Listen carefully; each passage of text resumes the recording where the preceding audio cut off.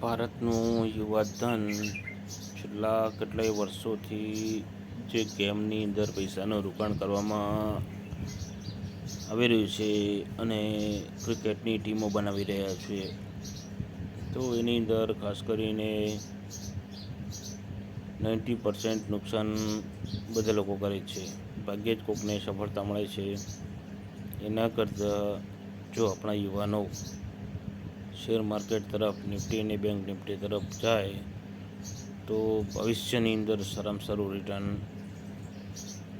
આપતો નિફ્ટીનો ઇન્ડેક્સ છે, એની જે ઇટીએફઓ આપણે ખરીદી ને હાલથી જો થોડો બાય કરતા રહીએ તો ભવિષ્યની અંદર આપણા પોતરાઓ આપણને યાદ કરશે કે અમારા દાદાની ખૂબ સારી માનસિકતા હતી જે લોકોએ નિફ્ટીની અંદર રોકાણ કર્યું, તો નિફ્ટી ક્યારેય આપણને ડૂબાવશે નહીં.